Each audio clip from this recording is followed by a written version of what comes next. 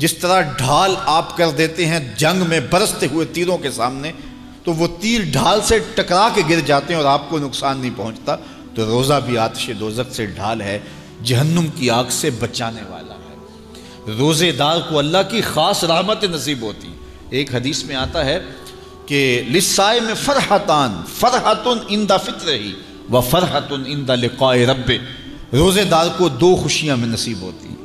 ایک خوشی اسے تب ملتی ہے جب وہ روزہ کھولتا ہے، جب سارے دن کی بھوک اور پیاس کاٹنے کے بعد شام کے لمحے ہوتے ہیں اور پھر روزہ منزل تک پہنچتا ہے، تو کس مسرت اور خوشی اور سرشاری کے عالم میں روزہ دار ہوتا ہے کہ شکر ہے کہ اتنی لمبی اور اتنی سخت گرمی کے ماحول کی شدت کے باوجود اللہ تعالیٰ نے مجھے روب منزل کیا۔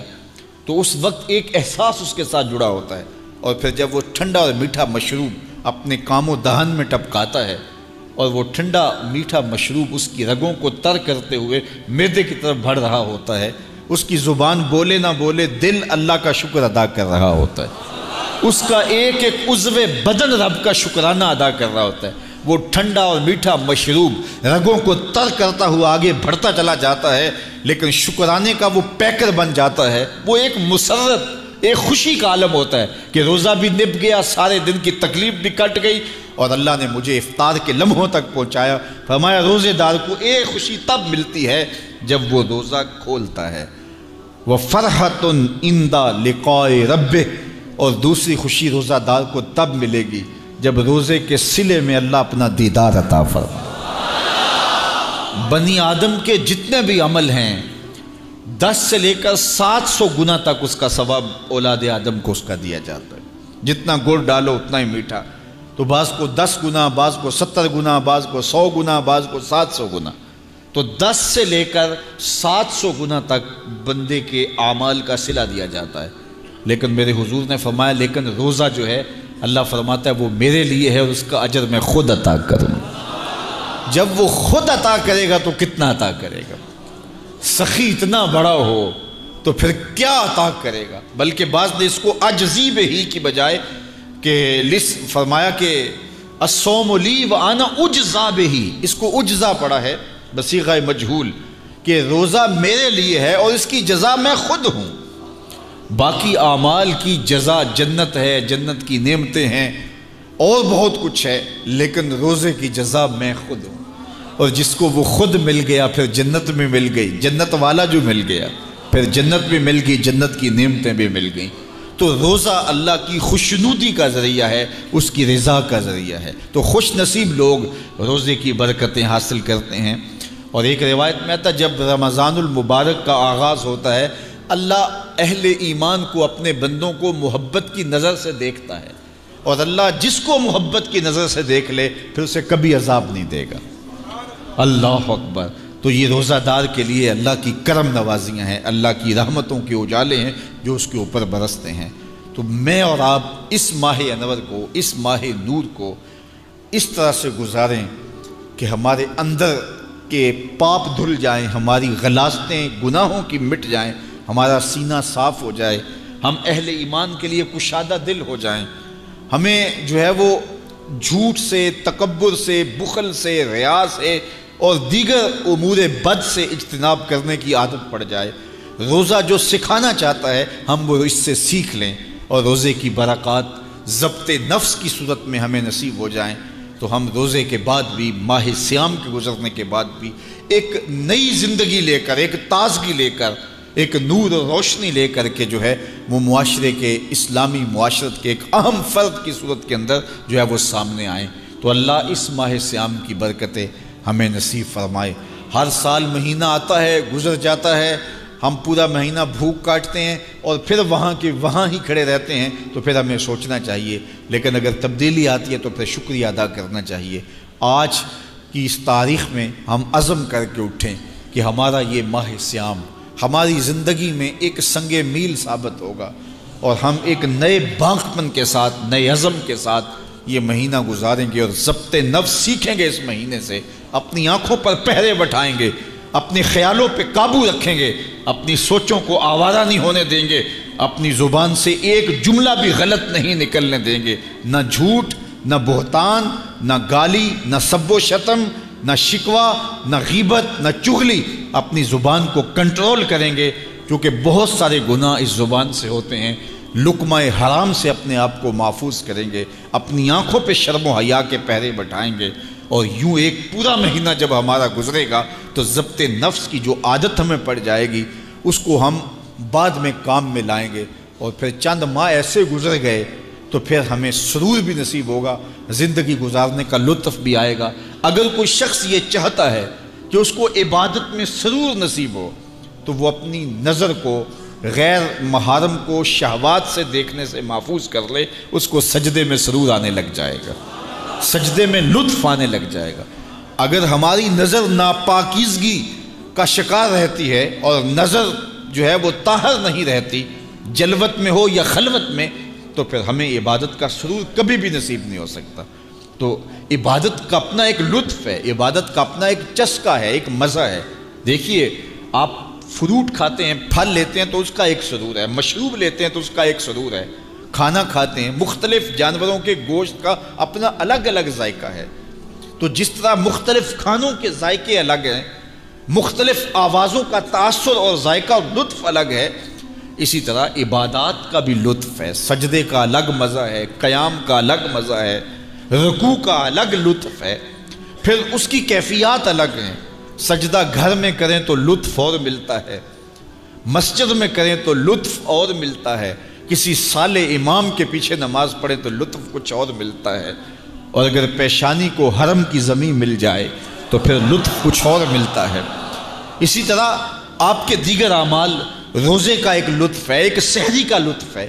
یار سحری اگر آپ اکیلے کریں تو اس کا مزہ اور ہے، کسی ہوٹل میں کریں تو اس کا لطف اور ہے، اور چولہے کے پاس بیٹھ کے ماں کے ہاتھوں سے پکی ہوئی چپاتیاں کھائیں اور سحری کا لمحے ہوں اور تہجد گزار ماں کے ہاتھوں سے پکے ہوئے پراٹھے کھائیں تو پھر سحری کا لطف کچھ اور ہے نا، سرور اور ہے۔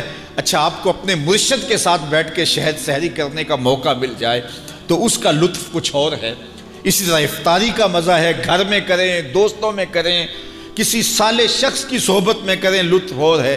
اور اگر افطاری کرنے کا موقع آپ کو گنبد خضرا کے سامنے نصیب ہو جائے، کھجور بھی مدینے کی ہو، دھرتی بھی مدینے کی ہو، اور سامنے سبز گنبد ہو، اور پھر کھجور مدینے کی کھا رہے ہو اور نظر حضور کے روضے پہ ہو، تو پھر افطاری کا مزہ کچھ اور ہوتا ہے نا۔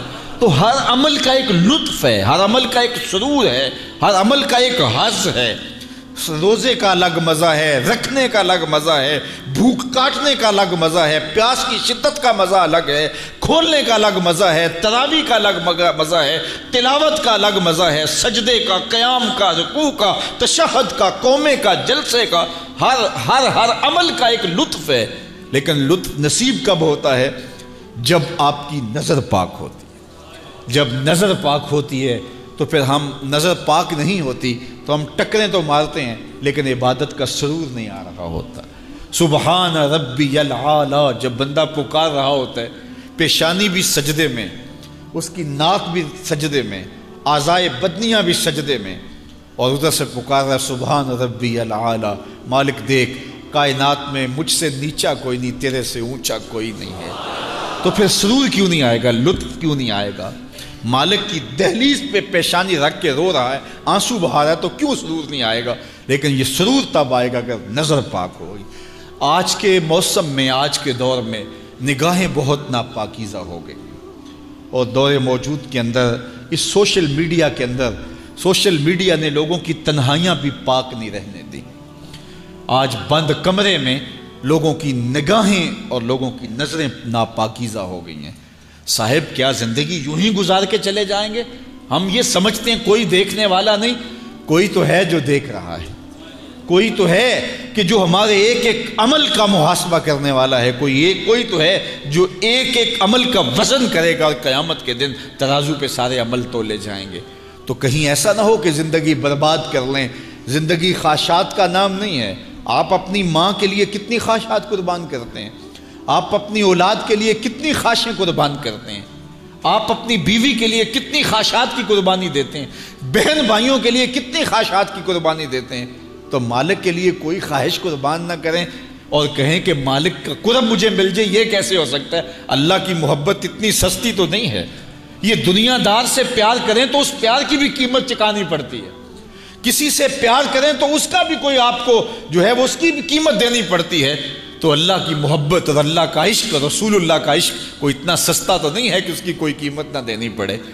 اپنی خواہشات کی گردن پہ چھری پھیرنی پڑے گی، اپنی تمناؤں کو قربان کرنا پڑے گا، اپنی خلوت کو بھی پاکیزہ رکھنا پڑے گا، اپنی جلوت کو بھی پاکیزہ رکھنا پڑے گا۔ اور یہ روزہ سکھاتا ہے ہمیں، روزہ ہمیں سکھاتا ہے۔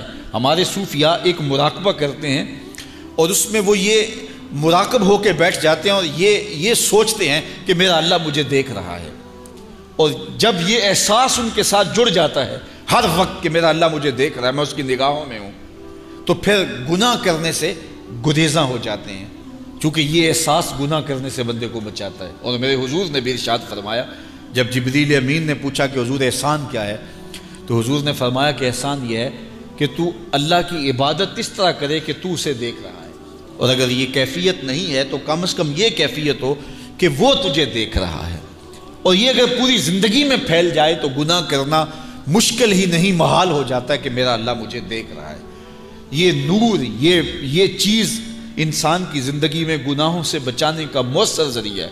آپ نہیں دیکھتے کہ 7ویں کوٹھڑی میں جب سارے دروازے بند کر کے بت کے اوپر بھی موٹا کھیس ڈال کے زلیخا بولتی ہے تلک یوسف اب تو آ جاؤ نا، اب تو کوئی نہیں دیکھ رہا، اب دروازے بھی بند ہیں۔ اس نے اپنے بت کے اوپر بھی کھیس ڈال لیا اور حضرت یوسف کو پکار رہی ہے، جوانے رانا ہو، شباب کی جولانیاں ہوں اور حسن قدموں میں بچھنے کے لیے خود بےتاب ہو، ہاتھ جوڑ کے حسن خیرات مانگے جوان اور شباب سے، تو پھر اپنے جذبات کو کون قابو میں رکھے گا؟ لیکن جناب یوسف کیا بولتے ہیں؟ قال معاذ اللہ، کہ میں اللہ کی پناہ میں آتا ہوں۔ تو دروازے بند کر کے لوگوں کی نگاہ سے چھپ گئی اور اس پتھر کے مجسمے کی بے نور آنکھوں سے بھی حیا کرتی ہے اور کھیس ڈال لیا۔ تو اس جھوٹے خدا سے ڈرتی ہے تو میں اس سچے خدا سے نہ ڈروں جو 7ویں کوٹھڑی میں بھی دیکھ رہا ہے۔ پھر گناہ کیا، گناہ کا تصور بھی محال ہو جاتا ہے۔ ایسا یقین برستا ہے کہ یوسف علیہ السلام جب اپنی آبرو بچانے کے لیے دوڑتے ہیں تو کفل ٹوٹتے چلے جاتے ہیں، زنجیریں پگھلتی چلی جاتی ہیں، اور اللہ اپنے پیغمبر کی حفاظت کرتا ہے۔ یہ یقین کہ میرا اللہ مجھے دیکھ رہا ہے، یہ زندگی میں حسن بھر دیتا ہے۔ یہ یقین زندگی میں گناہوں سے بچانے کا ذریعہ ہے، اور یہ یقین صوفیہ محنتوں سے حاصل کرتے ہیں۔ ماہ سیام میں اللہ اس یقین کو چھڑک دیتا ہے۔ کڑکتی دھوپ ہے، برستی گرمی ہے، بندہ پھر بھی پانی نہیں پی رہا، ٹھنڈا مشروب میسر نہیں لے رہا، کیوں؟ میرا اللہ مجھے دیکھ رہا ہے۔ یہ یقین اللہ اس مہینے میں عطا کرتا ہے۔ اس کو اگر جذب کر لیا جائے، روح میں اتار لیا جائے، تو رمضان المبارک کے بعد بھی یہ یقین کام آئے گا۔ جو اللہ رمضان میں دیکھتا ہے وہ غیر رمضان میں بھی دیکھتا ہے۔ جو اللہ پانی پینے لگے، کھانا کھانے لگے دیکھتا ہے، میز کے اوپر سے یا نیچے سے رشوت لینے لگے اللہ تب بھی دیکھتا ہے، نظر بھٹکنے لگے وہ تب بھی دیکھتا ہے، خیال بہکنے لگے وہ تب بھی دیکھتا ہے۔ تو یہ تو اللہ کی رحمتوں کا روپ ہے۔